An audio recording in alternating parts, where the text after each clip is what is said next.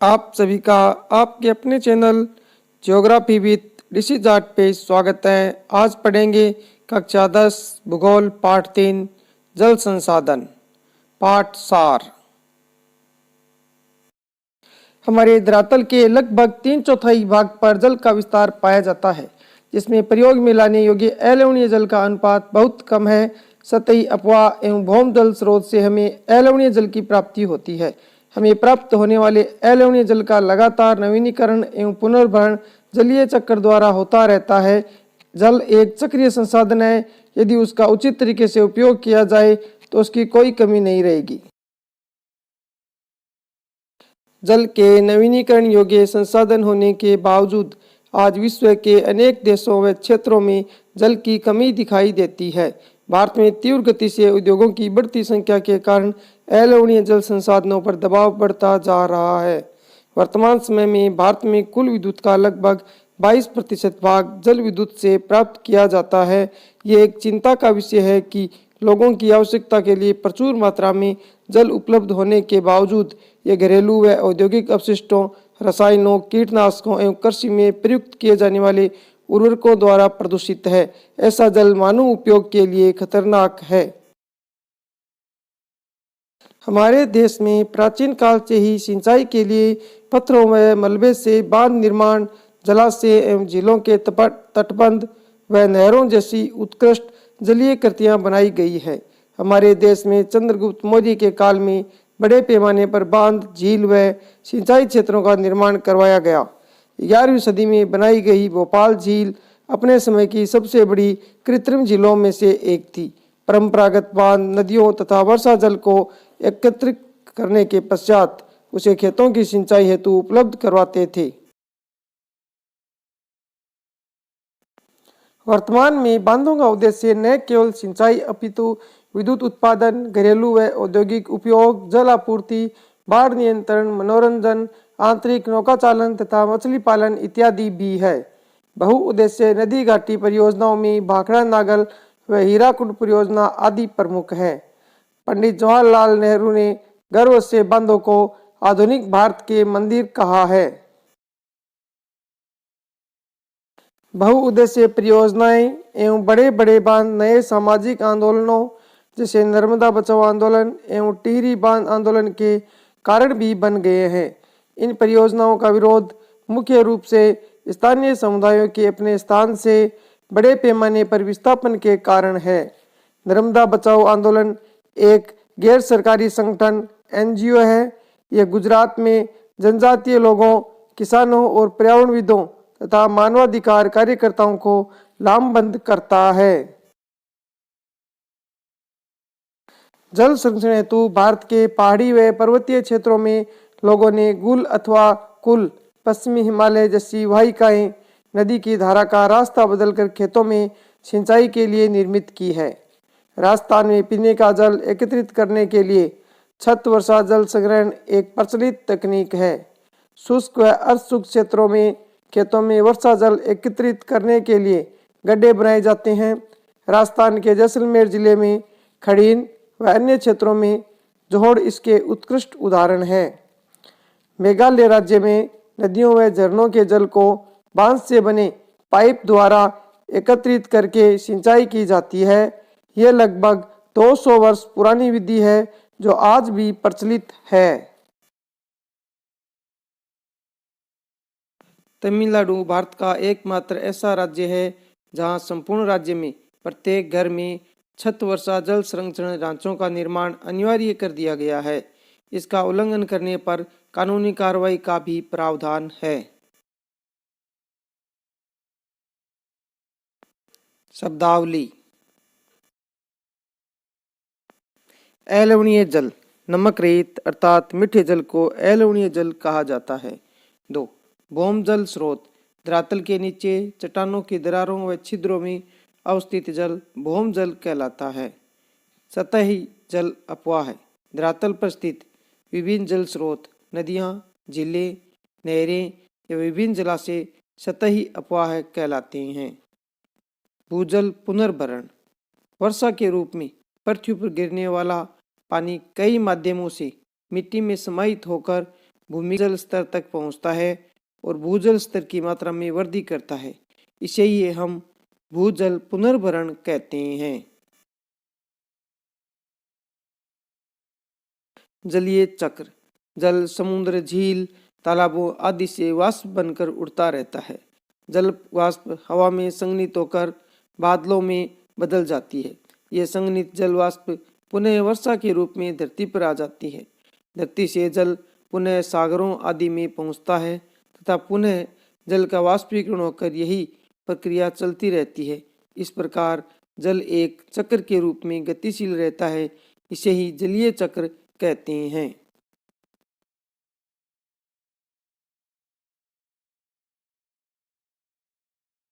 6. जल भृत। जिन शैलों में होकर भूमिगत जल प्रवाहित होता है उन्हें जल भृत या जल भरा कहते हैं। 7. जल दुर्लभता। मांग की तुलना में जल की कमी को जल दुर्लभता कहते हैं। 9. जल संरक्षण। जल संरक्षण से आशय है जल का बचाव करना, जल को व्यर्थ नहीं बहाना, जल का दुरुपयोग नहीं करना और जल को जरूरत के समय के लिए बचा कर रखना।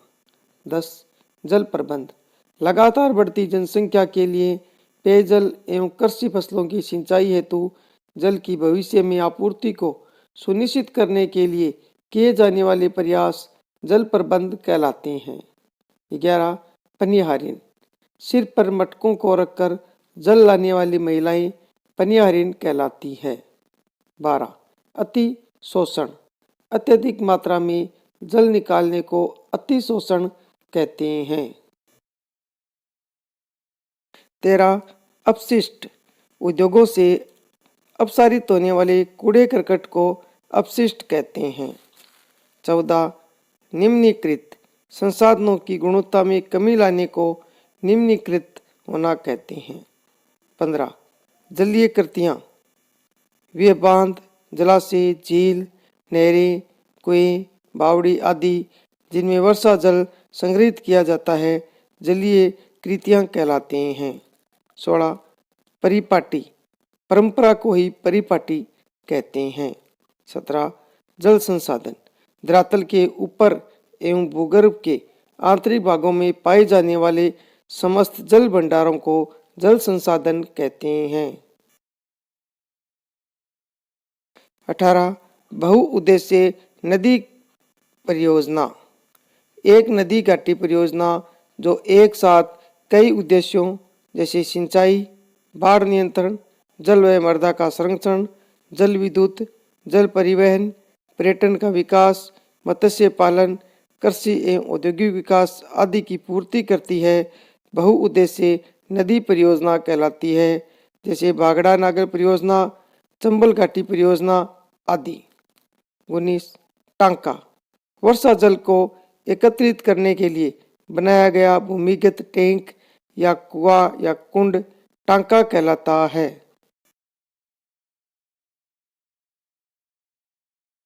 20. सिंचाई।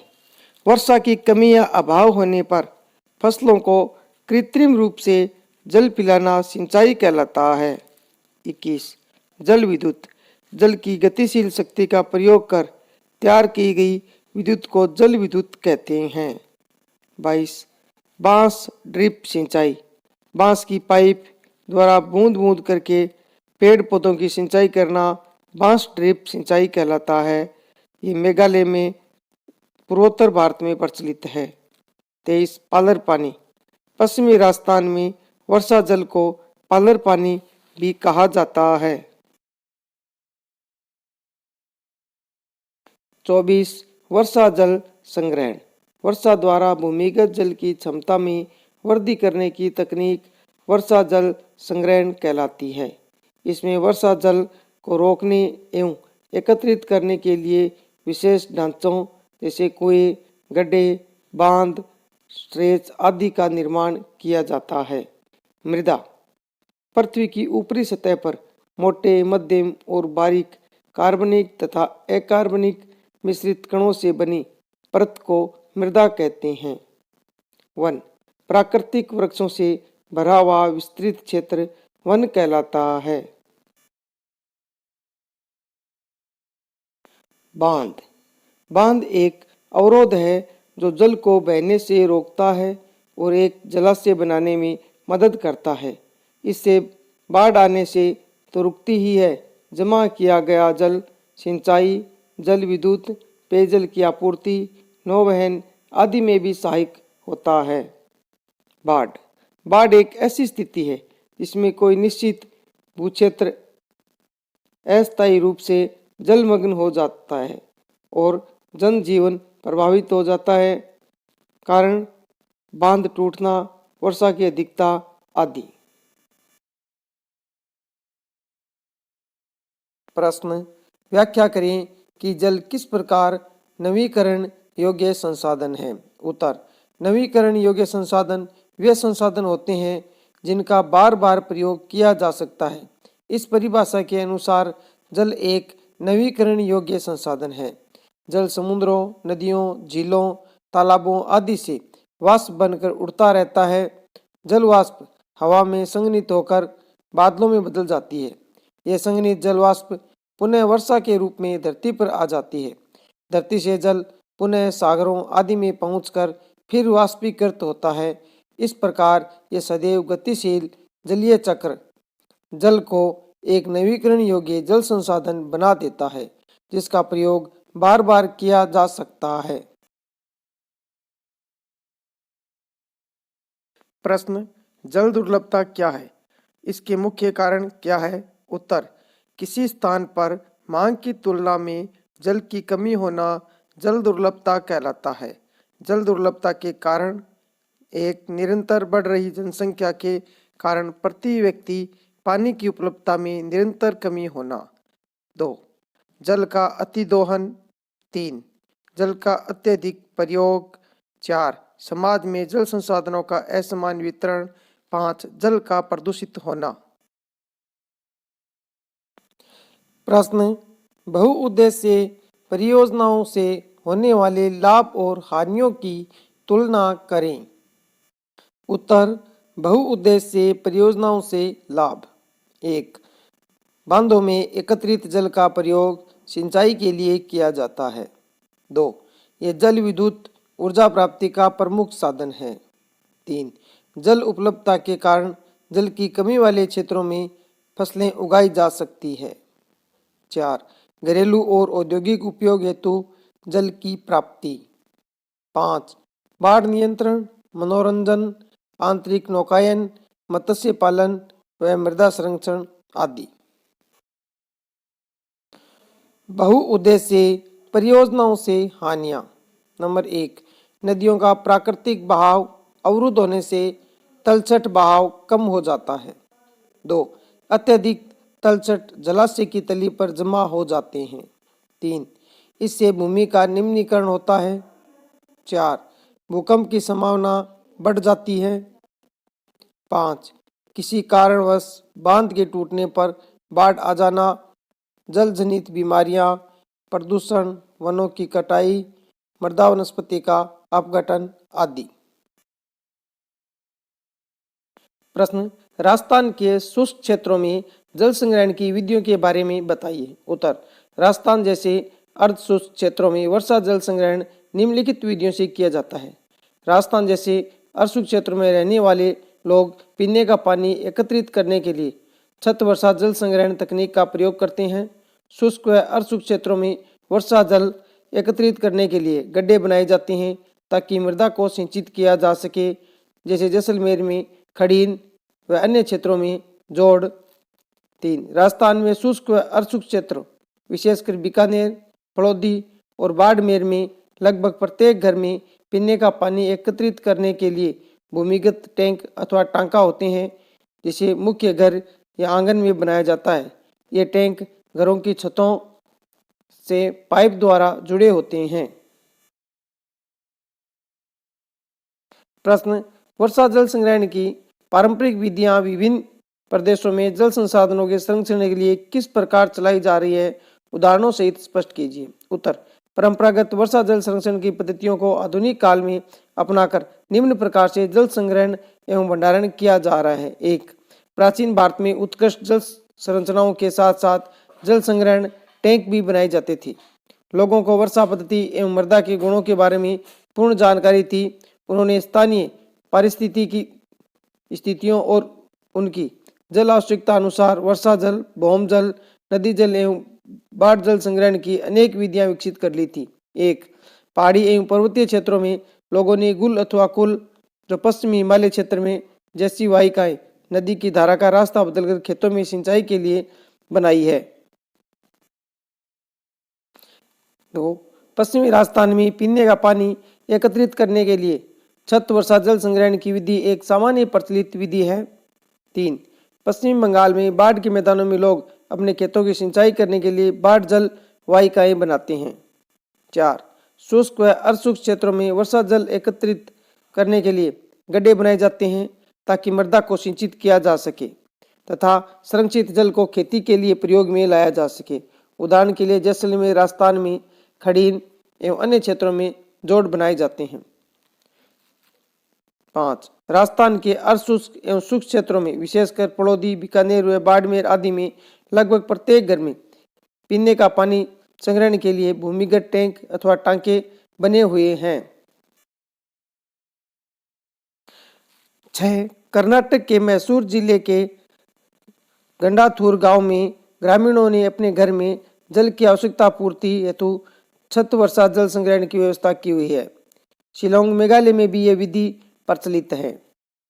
7, मेघालय में नदियों में झरनों के जल को बांस से बने पाइपों द्वारा एकत्रित करने वाली लगभग 200 वर्ष पुरानी सिंचाई की विधि प्रचलन में है।